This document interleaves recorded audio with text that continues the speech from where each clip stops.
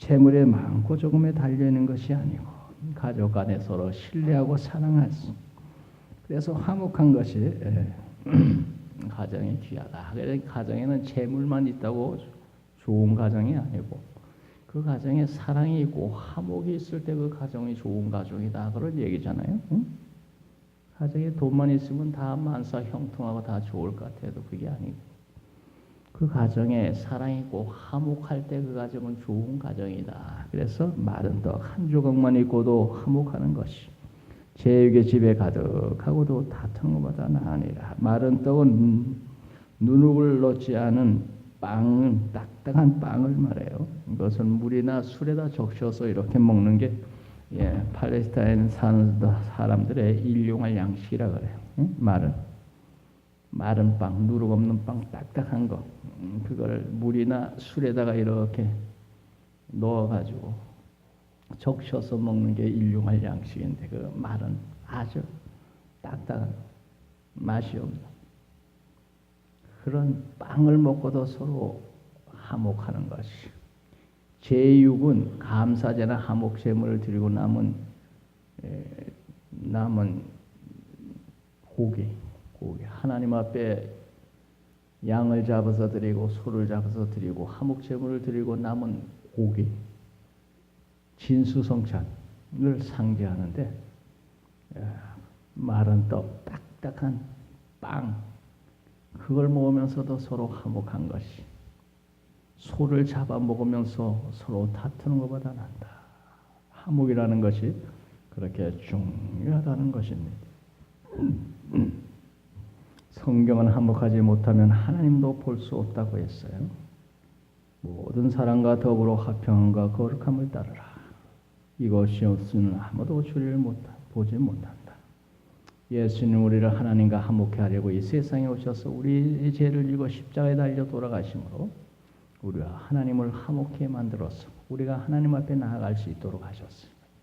우리가 죄로 말미암아 하나님을 떠나고 하나님과 원수였는데 예수께서 십자가에서 우리 죄를 담당하시고 돌아가심으로 우리가 하나님과 화목하고 하나님 앞에 나아갈 수 있는 길을 열어놓으셨습니다. 그래서 우리가 예수를 통해 하나님과 화목하고 살 길, 영생의 길이 열렸습니다. 화목이라는 것은 이렇게 귀한 것이다. 우리에게 살 길을 열어놓는다. 그래서 화목하지 못하면 참된 믿음이 아니라 하는 걸 알 수 있어요. 이웃간에 서로 화목하고 부부지간에도 화목하고 성도지간에도 서로 화목하고 화목해야 그것이 참된 믿음이지 화목하지 못하면 그 믿음은 병이 든 믿음이고 너희가 화목하지 못하면 하나님을 볼 수 없느니라. 그런 사람은 하나님을 볼 수 없다. 화목하지 못한다. 그래서 화목은 아주 귀한 것이다. 그래서 마른 떡 한 조각 놓고도 화목한 것이 진수성찬을 차려놓고 싸우는 것보다 낫다. 2절 우리 다 같이 읽겠습니다. 슬기로운 종은 부끄러운 짓을 하는 주인의 아들을 다스리게 하고 또 형제들 중에서 유업을 나누어 얻으리라. 슬기로운 종이 아들이 아니고 종입니다. 그런데 종인데 아주 슬기롭고 지혜롭습니다. 또 부지런합니다. 이런 종은 부끄러운 짓을 하는 아들, 주인의 아들을 다스리겠고 주인의 아들인데 부끄러운 짓을 하고 엉망이. 그런데 지혜로운 종은 이런 부끄러운 짓을 하는 엉터리 같은 주인의 아들을 다스리고 그 아들과 더불어 유업을 나누어 얻으리라. 형제들 중에서 유업을 나누어 얻으리라.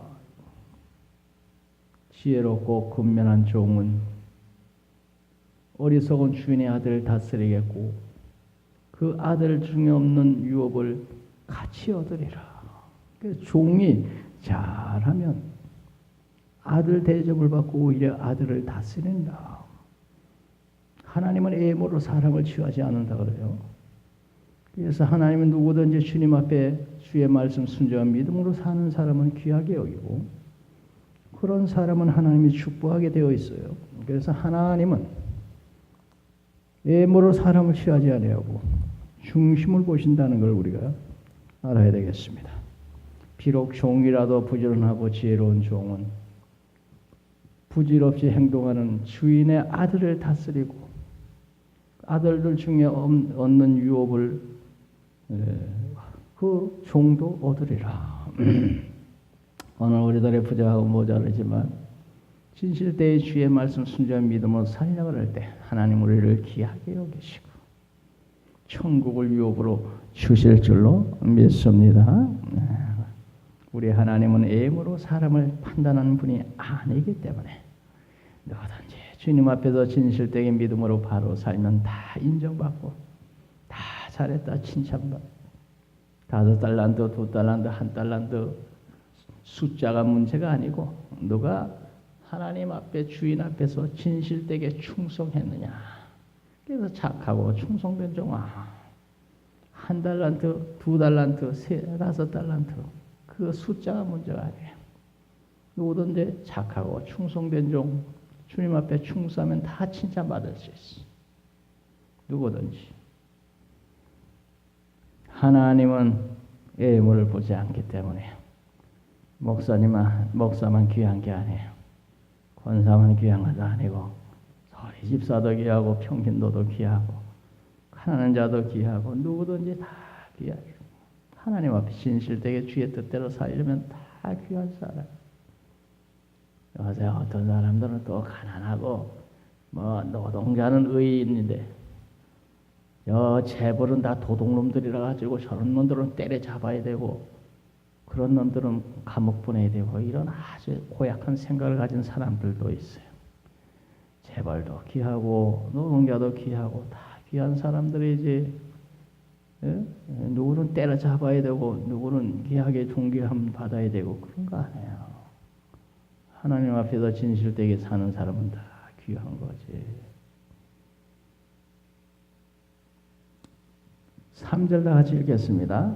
도가니는 은을 풀무는 금을 연단하거니와 여호와는 마음을 연단하시느니라. 도가니는 은을 연단하는 기구를 말합니다. 풀무는 금을 연단하는 기구입니다. 여호와는 우리 하나님은 사람들의 마음을 연단하신다. 왜 연단합니까? 그렇게 연단해야 그래야 은을 만들고 금을 만들어서 제대로 쓸 수가 있잖아요. 제대로 가치가 나가지. 은을 잘 도관해 놓고 은을 잘 연단해가지고 은을 만들고 금을 풀무불에 넣어서 금을 만들어야 그래야 가치가 나가잖아요. 귀하게 쓸 수가 있잖아요.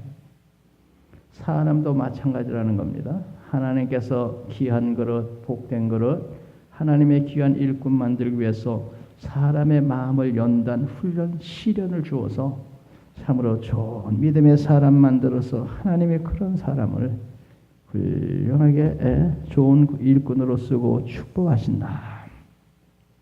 그래서 모세라고 하는 사람도 그렇잖아요. 모세라는 사람도 왕궁에서 왕의 아들로 자라서 귀하게 자라서 그런데 하나님은 안 쓰셨어요. 저 미디안 강야로 도망을 가가지고 양을 치며 40년 동안 연단을 받아서 고생을 해서 그 연단을 받은 후에 80세가 되었을 때 모세야 내가 이제 너를 써야 하겠다. 왕궁에서 40년 동안 귀하게 자란 모세는 안 썼어요. 연단을 통해서 훈련받고 단련받고 제대로 준비되었을 때 하나님의 종으로 쓴 거예요. 오늘 우리들도 하나님께서 귀하게 쓰시고 복을 주시기 위해서 연단, 훈련, 단련을 시키는 거예요. 거저 복 주시지 않고 거저 존귀한 사람 만들지 않아요. 요셉이라고 하는 사람이 여러 가지 고난의 과정을 겪은 후에 결국엔 애굽의 총리가 되어서 자기 부모 형제 다 먹여 살렸어요. 거저 애굽의 총리가 된 게 아니고 연단, 훈련, 단련을 받은 후에 귀한 사람이 된 거예요. 여비야라고 하는 사람은 수많은 고난을 겪은 후에 그리고 하나님의 고난에서 돌이켜서 갑절의 복을 주셨다. 복 주시려고 시련한 거예요. 연단한 거예요. 그래서 도가니는 은을, 풀무는 금을 연단하되 하나님은 사람의 마음을 연단, 훈련, 단련시켜서 귀한 그릇 만들고 귀한 축복을 주시고 존귀한 인생을 만든다. 그래서 우리 하나님 앞에서 오는 여러 가지 훈련, 연단은 하나님이 나를 복 주시려고 준비시키는구나 하고 연단과 훈련을 잘 받아야 될 줄로 믿습니다. 4절 나같이 읽습니다. 악을 행하는 자는 사악한 입술이 하는 말을 잘 듣고 거짓말하는 자는 악한 혀가 하는 말에 귀를 기울인다. 그러게 보면 악을 행하는 자는 악한 입술이 하는 말에 귀를 기울이고 잘 듣고 거짓말하는 자는 악한 혀가 하는 말에 귀를 기울이고 그 거짓된 말에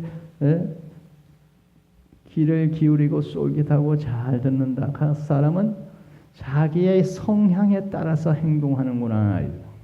악을 행하는 자는 악한 말을 귀를 기울이고 거짓말을 잘하는 자는 거짓말하는 자의 귀를 기울이고. 그러면 오늘 예수 그리스도를 믿는 사람은 어디에 귀를 기울여야 되겠습니까? 우리 예수님의 말씀에 귀를 기울여야 될 줄로 믿습니다. 우리 예수 믿는 사람이니까 악한 자는 악한 말에 귀를 기울이고 거짓말 좋아하는 자는 거짓말하는 사람의 말에 귀를 기울이는데 예수 믿는 우리들은 우리의 목자 되신 예수님의 음성에 귀를 기울이고 그 말씀 순종하고 믿음으로 살 때에 우리는 하늘의 은혜와 축복을 받고 살 줄로 믿습니다. 그래서 요한복음 10장 27절 내 양은 내 음성을 들으며 나는 그들을 알며 그들은 나를 따르느니라. 내 양은 내 음성을 듣고. 그래서 우리는 하나님의 사람이니까 악을 행하는 사람도 아니고 거짓말을 좋아하는 사람도 아니고 예수님을 사랑하는 사람이니까 예수 말씀에 귀를 기울이고 그의 말씀을 순종하고 주님 따라가는 그런 사람이 되어야 되겠습니다. 그러면 예수님이 우리를 푸른 초장으로 쉴만한 물가로 인도하여 주실 줄 믿습니다. 우리가 주님의 음성에 귀를 기울일 때 하나님은 우리가 하는 기도에 귀를 기울이고 무엇을 구하는지에 귀를 기울이고 들으실 줄로 믿습니다. 왜 그러냐 하면 하나님은 우리를 사랑하시기 때문입니다. 오늘도 하나님은 귀를 기울이고 우리가 무슨 말을 하는지 귀를 기울이고 계신 거예요. 왜? 우리를 사랑하시니까. 사랑하는 우리의 기도에 귀를 기울이고 무엇을 기도를 하나 들어보자. 그 기도에 귀를 기울이고 이마에 나에게 부스럼이 항상 나고 이렇게 해가지고 이게 왜 이럴까? 그러니까 이게 사람들 앞에 나타나는 게 좀 깨끗한 얼굴로 나타나야 되는데 이게 뭐 부스럼이 뭐 이렇게 그냥 그렇고 하니까 얼굴에다가 손을 대고 하나님 이렇게 지저분한 얼굴 가지고 사람들 대하면 되겠습니까? 하나님 깨끗한 얼굴 주세요. 목사님들 장로님들 만나는데 좀 창피하더라고. 그래서 하나님 앞에 그렇게 기도를 하고 차를 타고 이렇게 오는데 옆에 앉았던 목사님하고 대화하다가 여자는 목사님 이 머리 밑에 이렇게 흰 자국이 이렇게 있네요 이러더라고. 근데 머리 밑에 하는데 그냥 뭐가 딱 뭐 떠오르더라고. 머리 밑에. 머리 밑에 흰 자국이 있고 이렇게 하다. 그러면 머리 위에 뭐가 있었겠구나. 그 머리 위에 뭐가 있었어요? 주일 아침만 되면 스프레이를 뿌리는 거예요. 스프레이. 교회 좀 머리를 세워가지고 멋있게 좀 성도들한테 보이려고 스프레이를 다.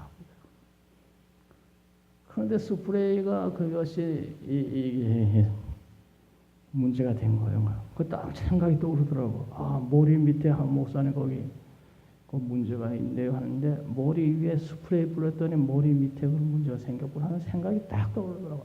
이게 스프레이 문제다. 그냥 얼굴에다 손을 얹고 하나님 이거 머리가 얼굴이 지저분해가지고 목사님 장로님들 만나니까 이거 되겠습니까? 이거 해결해 주세요. 차 타고 오다가 옆에 목사님이 머리 밑에 하는데 그냥 머리가 딱 떠오르는 게 머리 위에 스프레이 발랐더니 머리 밑에가 문제가 생겼구나 하는 생각이 딱 떠올라가지고 그래가지고 그날부로 스프레이 그냥 절대로 안 되고 때려치워 버렸어.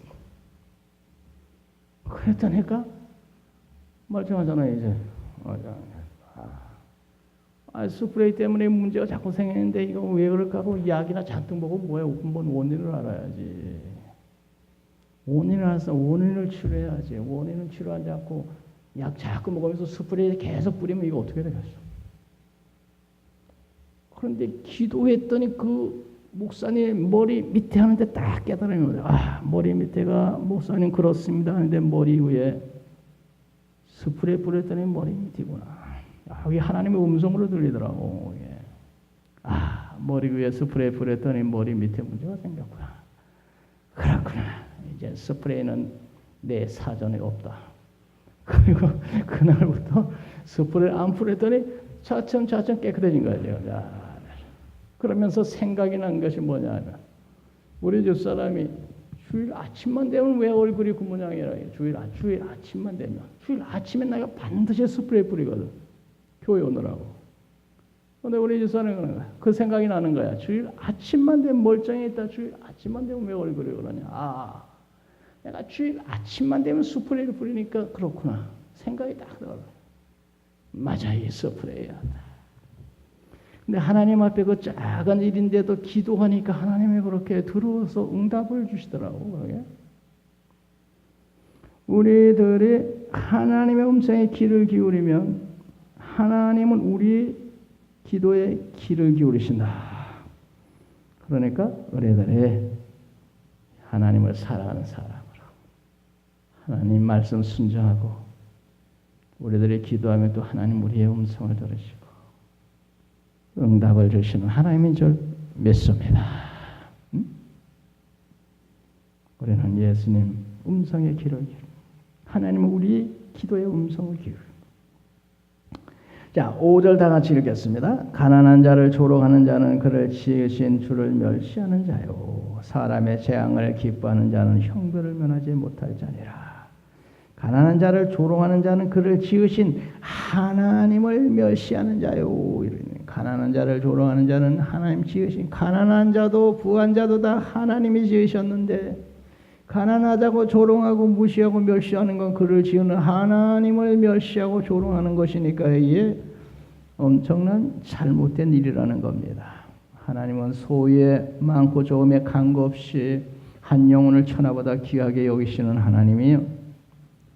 한 영혼이 다 하나님 앞에 귀한 겁니다. 소유가 많고 적고가 문제가 아닙니다. 모두 하나님이 지은 자입니다. 그러므로 가난한 자도 귀하고 부한 자도 귀하고 다 귀한 겁니다. 가난하다고 무시하고 멸시하고 조롱하면 안 됩니다. 그 사람도 하나님이 지은 사람입니다. 그래서 우리들이 이웃을 귀하게 존귀하게 여기는 마음 가지는 것이 하나님이 기뻐하시는 마음인 줄 믿습니다. 어떤 사람도 무시하면 안 돼. 왜? 하나님이 지은 사람이기 때문에 그런 거예요. 하나님이 지으신 천하보다 귀한 사람이에요. 그래서 근본적으로 모든 사람을 귀하게 여기는 마음을 갖는 게 그게 하나님의 마음이에요. 하나님의 마음. 하나님은 가난하고 천한 자들에게 관심을 주시는 그런 말씀이 많이 있습니다. 신명기 10장 18절 고아와 가부를 위하여 정의를 행하시며 나그네를 사랑하여 그에게 떡과 옷을 주시나니 너희는 나그네를 사랑하라 이렇게 말씀했습니다. 하나님은 오히려 가난하고 불쌍한 자들을 하나님은 사랑하는 그런 말씀이 많이 있어요.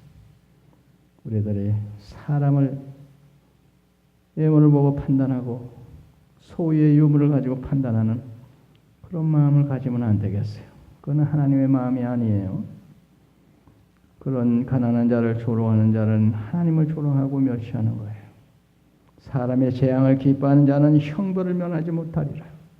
또 남들의 잘못되는 걸 아주 기쁘게 생각하는 그런 악한 마음도 가지면 안 돼요. 재앙을 기뻐하는 자는 이웃이 잘못된 걸 그것 봐라 잘 됐다 이렇게 마음 가지는 것도 하나님의 기뻐하는 게 아니에요. 재앙을 기뻐하는 자는 형벌을 면하지 못하리라. 난 잘못되는 걸 고소하다고 이렇게 생각하면 나도 형벌을 면치 못하리라 그런 말이에요. 남 잘못되는 걸 잘 됐다고 그냥 박수 치는 건 나도 벌 받을 사람이 되고 만다는 거예요. 우는 자와 함께 울고 웃는 자와 함께 울라 그랬어요. 요새 어렵고 힘든 일을 당할 때 안타깝게 생각하고 불쌍히 여기고 위해서 기도하고 그럴 때 하나님의 기뻐 받으시고 복을 주실 줄로 믿습니다. 남 잘못되는 걸 그가 아주 참 고소하다 이런 생각하지만 그건 하나님의 마음이 아니다. 안타깝게 생각하고 비록 내 마음에 안 드는 사람이라도 안타깝게 생각하면 그런 마음, 아름다운 마음 가져야 되겠습니다. 6절 다 같이 읽습니다. 손자는 노인의 면류관이요 아비는 자식의 영환이라. 손자는 노인의 면류관이요. 손자는 노인의 면류관이다. 농경 시대에는 일손이 많이 필요했어요. 농사 짓는데 일손이 많이 필요하고 목축을 하는데 일손이 많이 필요하고 그래서 가능한 한 자식을 많이 낳아야 됐거든요. 그러니까 자손이 많은 것이 복을 상징하는 거예요. 그래서 손자가 노인의 면류관이요 그랬어요.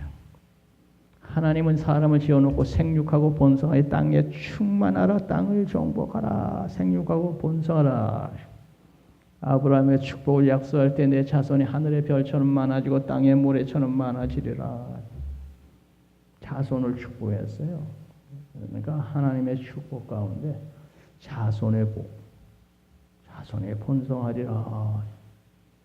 요새 모두 산하제한하고 그렇지만 자손을 하나님이 복으로 주시는 거예요. 어떤 사람들은 결혼했는데도 이 자손이 태어나는지 아주 고민하는 사람도 있고 자손은 물론 안 낳으려는 사람도 있지만 낳고 싶어도 낳지를 않아가지고 고민하며 자식 한번 낳아보려고 별수단 방법 다 쓰는 그런 사람들이 있어요. 나는 자식을 한번 꼭 낳아보고 싶다.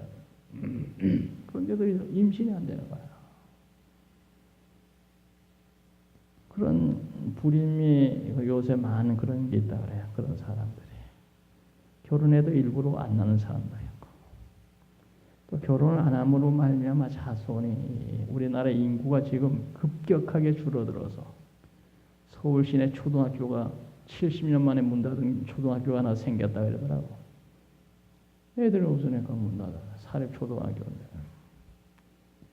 예, 인구가 많이 늘어나야 이게 하나님의 복인데 사람들이 자식을 낳지 않으니까 생육하고 번성하라 그랬는데 결혼을 안 하니까 생육하고 번성할 수가 없습니다. 그러니까 하나님 말씀하고 거꾸로 가고 있는 거야 이게. 결코 이게 좋은 일이 아니고 하나님 기뻐할 일이 아니에요. 나라도 큰일 났어 이제. 점점 인구가 줄어들어가지고. 그래서 손자는 노인의 면류관이요. 손자들이 태어나면 손자들의 이 자손이 많아지는 것이 복이라는 거죠. 복.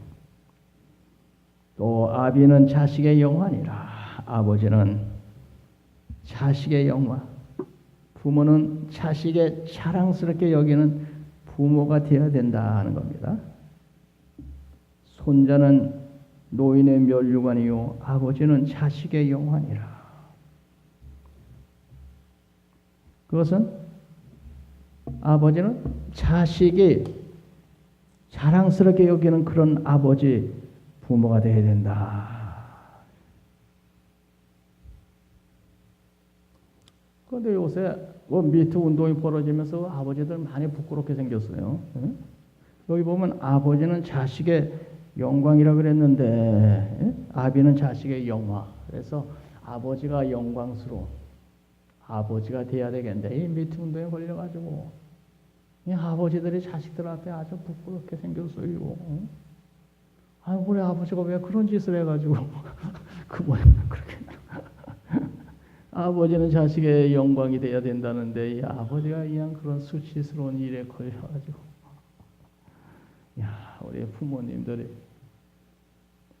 잘해야 되겠구나. 부모는 자식의 영광이 돼야 되는데 부모님 때문에 자식이 부끄러워가지고 너희 아버지가 뭐 그랬다면서 이러면 그 자식들이 뭐 학교를 갈 수 있겠어. 직장에 가도 사람들 눈치 보이고. 아비는 자식의 영광이 돼야 된다는데, 요새 참 곤란한 아버지들이 꽤 많겠구나 하는 생각이 들어요.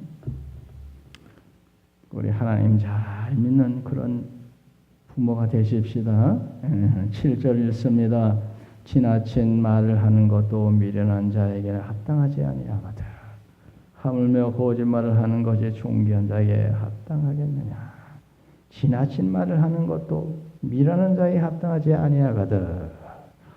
그런데 거기 보면은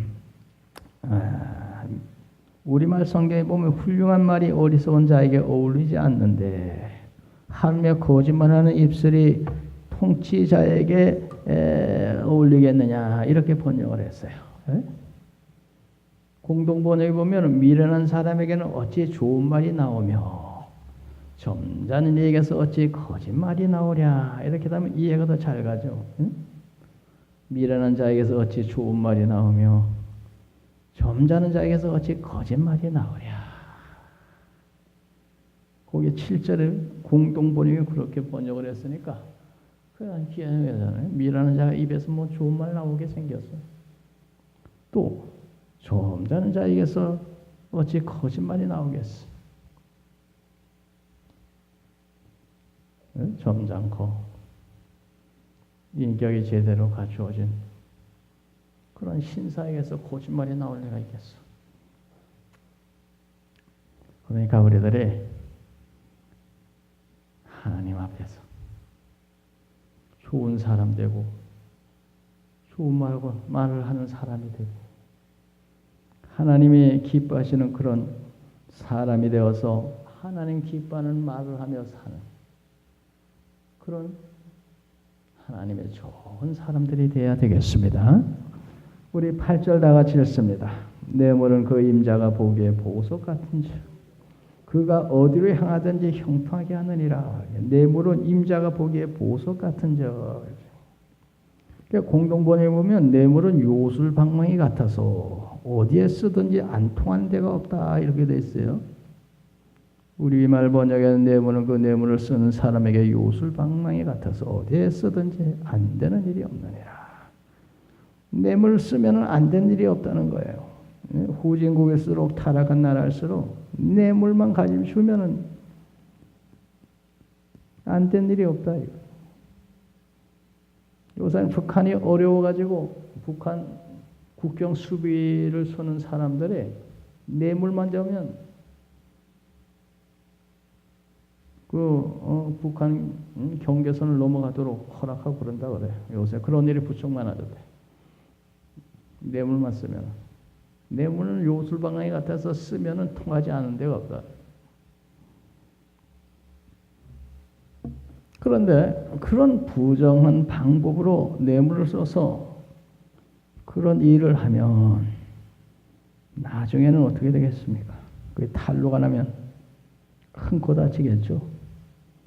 그러므로 뇌물은 하나님이 금하고 있는 거예요. 너는 뇌물을 받지 말라. 뇌물은 밝은 자의 눈을 어둡게 하고 의로운 자의 말을 굳게 하느니라. 신명기 27장 25절 무죄한 자를 죽이려고 뇌물을 받는 자는 저주를 받을 것이요. 그리고 모든 사람은 아멘 하시니라. 뇌물을 받고 굽게 잘못 판단하고 재판하면 저주를 받을 것이요 그랬어요. 뇌물은 요술방망이 같아서 통하지 않는 일이 없다고 했지만 그런 식으로 일을 하면 하나님의 저주를 받을 것이요. 요새 우리나라 같은 데가 뇌물 받아 탈로 나면 뭐야 용서 없죠. 큰일 납니다. 그래서 요새 뭐 재벌들이는 뭐니 모두 그런 일에 지금 연루되는데 선진국이 될수록 그런 일이 점점 철저하게 그런 일에 대해서 법적으로 문제가 되는 거죠. 사무엘하고 선지라는 인생 말년에 여러 번, 평생 여러분 다스렸는데 혹 내가 살면서 일평생 살면서 여러분들에게 내분 받은 적 있으면 말하시오. 그러니까 사람들이 당신은 일평생 우리나라 우리 민족을 다스리면서 그런 적 한 번도 없습니다. 아 그렇습니까? 우리나라 정치하는 이들이 모두 이렇게 말할 수 있으면 얼마나 좋을까. 정직하게 나라를 바로잡는다. 뇌물은 요술 방망이 같아서 통하지 않는 곳이 없다는데 그러면 그렇게 살아서는 안 된다는 거예요. 그런 식으로 살면 역설적으로 그렇게 살면 하나님의 저주 받는다는 거 알아. 이렇게 얘기하는 거예요. 우리는 하나님 앞에서 정직하게 살아야 되겠습니다. 기도합니다. 어려하신 아버지 감사합니다.